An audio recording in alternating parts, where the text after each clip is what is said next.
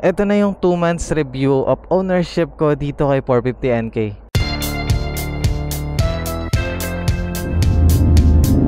Sarap oh. Ang gaganda rin ng mga 450NK pag magkakasama, no?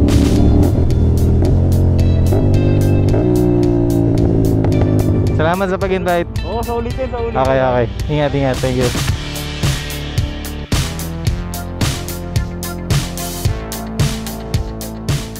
Okay, boss. Isang pakiramdaman natin to si 30.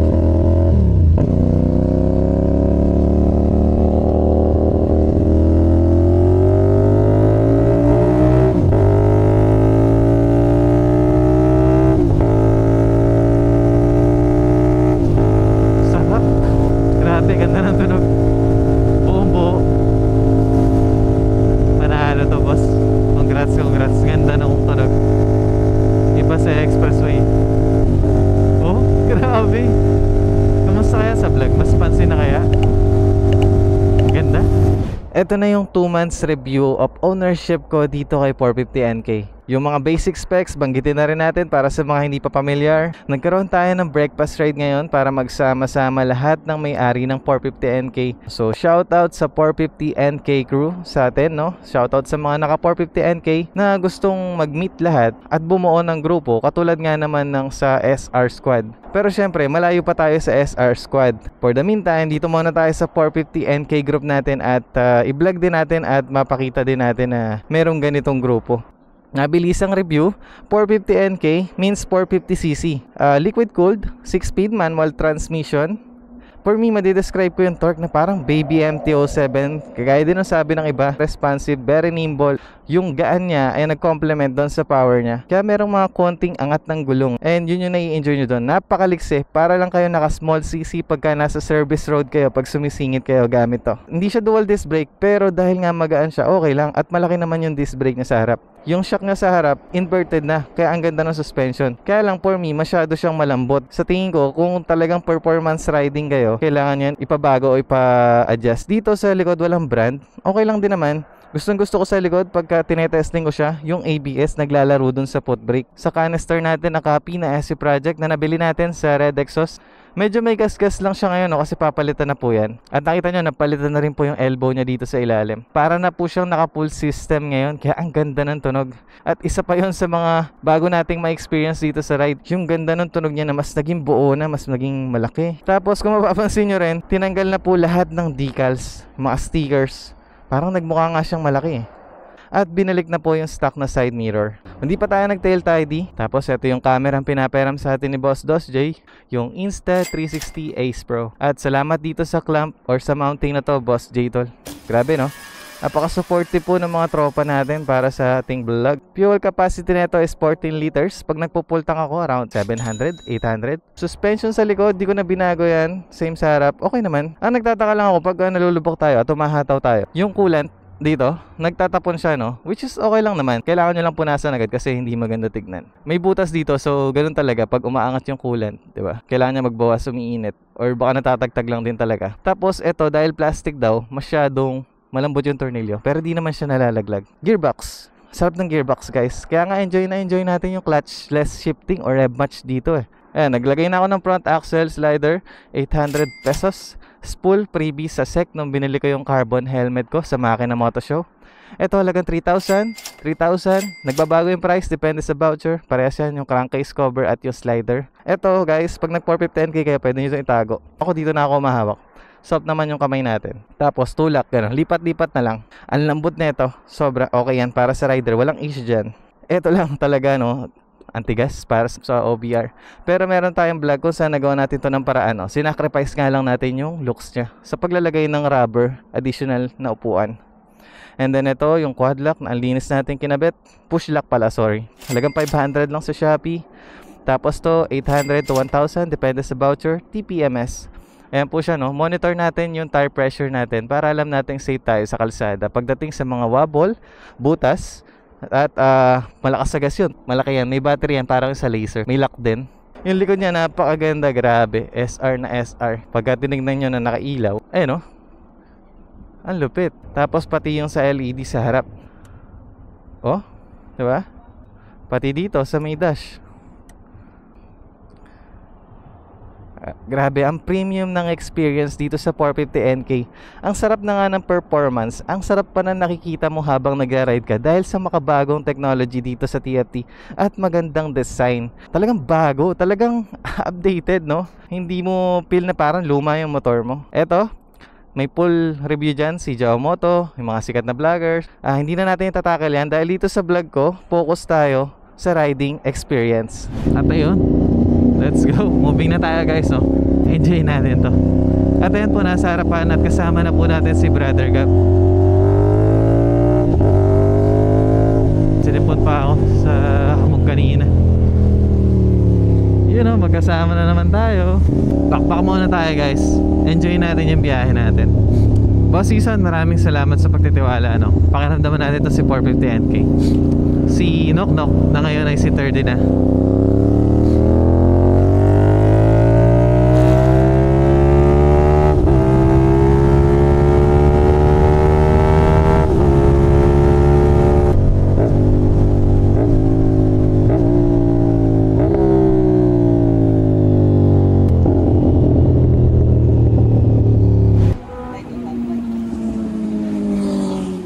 Hi guys, so I'm Gab. 4 months na ako, user ng 450NK. And siguro favorite ko sa kanya yung very nimble, tsaka yung power nandun eh. In every gear, pagka talagang binira mo, merong torque. Sa beginner, recommended talaga siya, hindi kayo mahihirapan. Sa mga competitor niya, yung price niya is sobrang baba. Almost 8 months na akong owner ng 450NK. So far naman okay naman siya sa akin, na long ride ko na, nasa gada ko na. And okay naman din sa angkas. Yun nga lang, yung ngalay hindi pa rin mawawala kahit i-modified mo yung seat. Since aggressive position pa rin talaga since naked sports eh. Sasabihin ko na hindi siya mabilis, hindi siya mabagal. Tamang-tama, kahit sino pwedeng sumakay dyan. Pero kung wawalang yain mo, ibigay niya talaga yung hinahanap mo. Total, meron ako ditong sticker. Yan, so may rides tayo papunta ngayon ng Cape Mesa. Alright. Ayan, Motowell guys. Okay, trip natin kanina 38.6. Tapos ang ating 2.12. Tingnan natin. Divide mo sa 2.12. 18 Boss Season. Ito daw ang ating fuel consumption ngayon. So kung may vlog para sa SR Squad, meron naman tayong grupo na 450NK group para sa mga 450NK.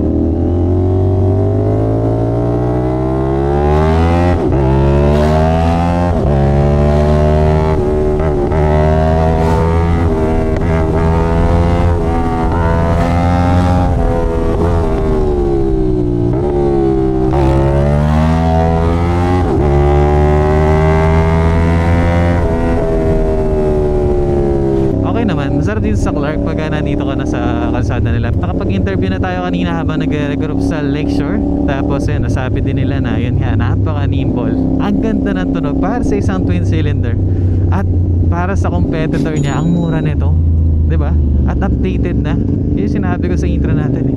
Bago na sa feeling yung motor, no? Alam mong hindi na galing sa 2000s, gano'n.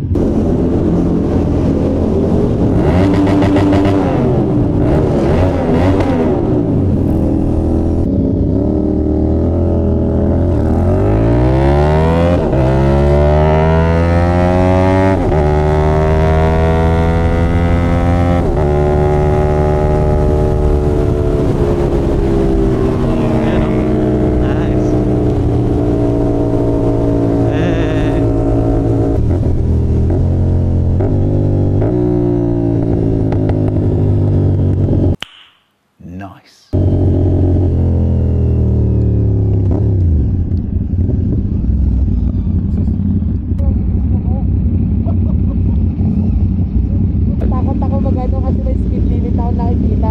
Meron nga. Meron? Pero okay na rin kasi pagka tayo nauna doon, makukulong tayo sa parking, di ba, Boss Paul? Oo. Ano lang tayo sa parking. You know, Ace Pro din, no? Ay, you know. Uy. Nice one. Meron. Sige, dalawa na. Sir, do you want one? What's that for? Sticker. YouTube. For, coverage of our ride today. Sir. Don't do like us. Okay. Hey. Yun, no? So, Team Kaingats. Shoutout kay La Quatsera po, saka sa mga followers, sa mga friends niya, no?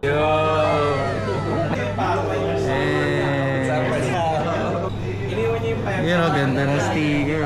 Uy, grabe, exclusive, oh. Init. Good luck.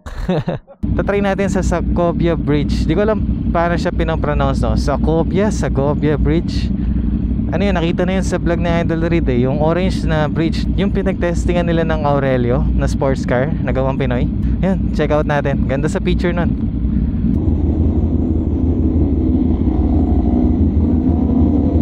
Nakita nyo kung paano natin gamitin si 450NK at nang makakasama natin, talagang, diba, sabi nila, nimble, ang gaan. Tapos yun nga, updated guys. At fuel consumption, walang nag-inda sa kanila, no? That's sila goods.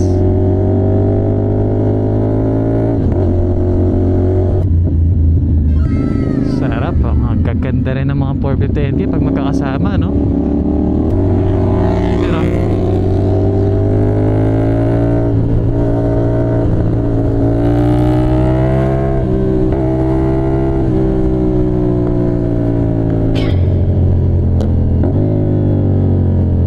naka-inverted yata yung kay boss, ano?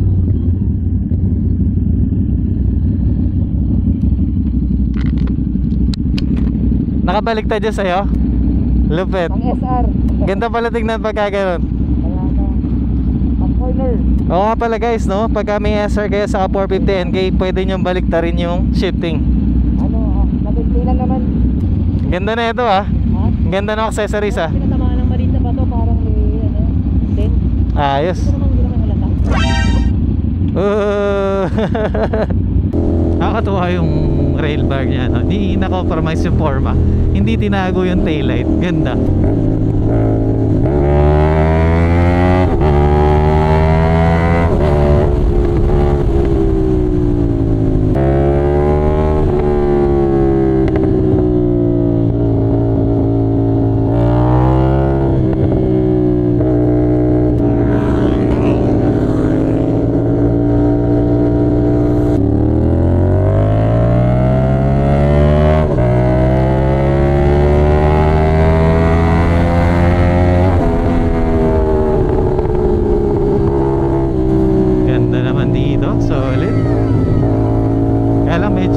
Bumpy pa yung roads, eh, no?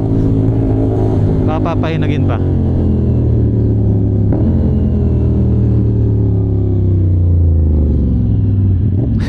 Mga takot sa araw, oh, mga nasa lilim. And we're here na, lapit lang.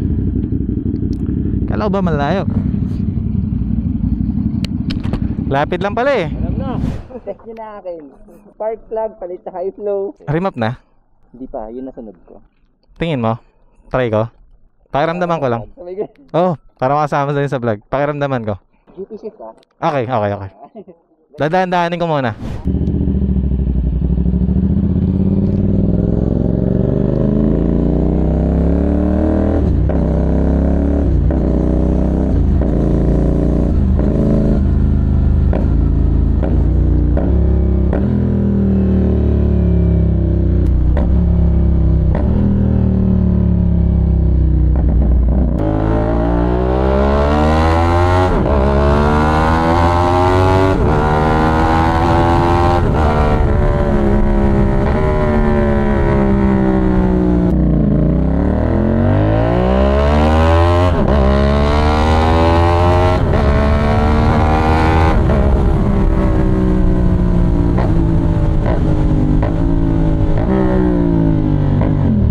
Nandun nga yung sipa. May sipa. Ang galing pa yung traction control. Okay na. Thank you. Ay, galing din ito, oh. Cute talaga na ito sticker.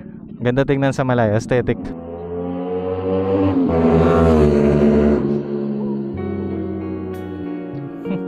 Boss Ernest, congrats, nakatuloy din. Kala ko di matutuloy dahil sa bagyo eh.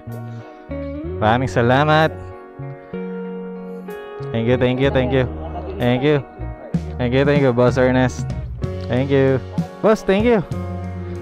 Thank you. SM, ingat ah. Pahinga ka muna. Init eh. Sir, thank you, thank you. Ride safe. Sir, ingat ah. Salamat sa pag-invite. Oo, sa ulitin, sa ulitin. Okay, okay. Ingat, ingat. Thank you. Thanks, sir.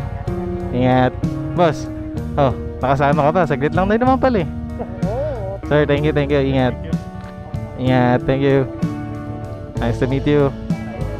Hi, enjoy sa vlog. Pagka ano, napanood nyo yung vlog ko, kasama na kayo. Sayang po, no? Di na natin na-interview iba. Pero okay po yan, mahalaga. Nasasama po natin sila lahat sa vlog.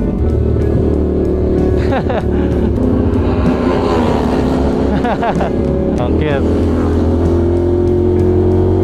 Sa mga nagbabalak bumili ng 450NK, based sa mga nakita ko sa mga nakasama natin dito sa ride para sa 450NK, is that masaya sila sa mga motor nila at marami pa silang future plans na baguhin, ano? Nakakatuwa po. Na-try din natin yung iba't ibang setup nila, ganun. Kung di ko lang kailangan ng inline 4 guys, okay na ako dito. Sobrang sarap gamitin, ang dali-dali.